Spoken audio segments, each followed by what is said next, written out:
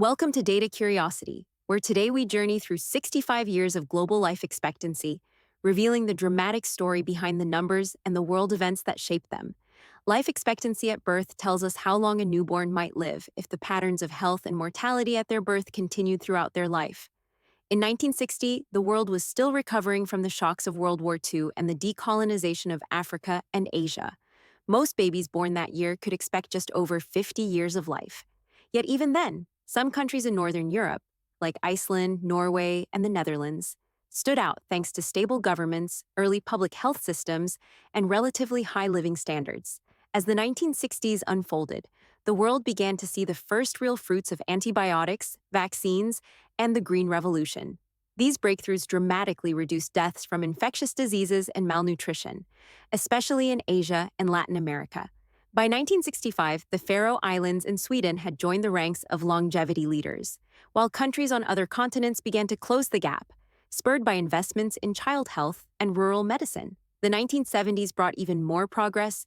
Small states like Andorra and San Marino climbed the rankings, highlighting how prosperity, education, and access to healthcare could transform population health, even in tiny nations.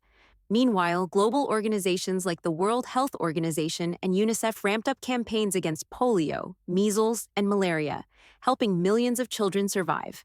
The persistent gap between the highest and lowest ranking countries, however, reminded the world that progress was uneven, often shaped by conflict, political stability, and economic opportunity. During the 1980s, Japan began its remarkable ascent, propelled by a diet rich in fish and vegetables, universal healthcare, and a culture that prized longevity. At the same time, more countries in Europe and East Asia reached new heights in life expectancy, while others, especially in sub-Saharan Africa, faced setbacks driven by civil wars, famine, and emerging threats like HIV/AIDS. The global average continued its steady climb, but the differences between regions and nations were stark reminders of how history, policy, and circumstance intertwine. The end of the Cold War in the 1990s brought new hope. Formerly closed economies opened up, and international cooperation accelerated the spread of medical technology and knowledge. Monaco and Andorra claimed the top spots, but now Japan, Hong Kong, and other East Asian economies were closing in, thanks to rapid urbanization, rising incomes, and public investments in health and education. Yet the decade also saw the devastating impact of HIV/AIDS in Africa, which temporarily reversed life expectancy gains in several countries. Still, the overall trend was upward, as the benefits of globalization and science reached more people than ever before. Entering the new millennium, the story of life expectancy became increasingly global. Monaco, San Marino, and Hong Kong led the way, but the real headline was the narrowing gap.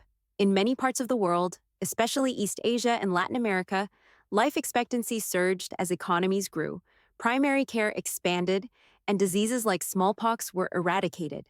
Technological innovation, such as new vaccines, improved diagnostics, and the spread of mobile health, helped even poorer nations make progress. The global financial crisis of 2008 tested health systems but did little to dampen the overall trajectory, as the world now had the tools and knowledge to fight back against setbacks. By the 2010s, longevity had become a new frontier of competition and pride.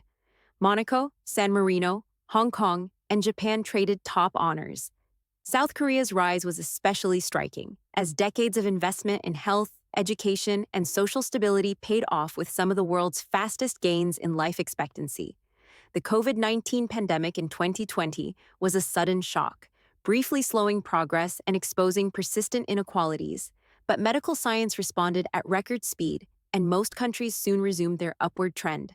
Today, as we approach 2025, the global average life expectancy stands at a remarkable 73 years, a leap of over 2 decades since 1960. Monaco, San Marino, Hong Kong, Japan, and South Korea now set the pace. But the real story is a world transformed by cooperation, innovation, and the relentless pursuit of better health for all.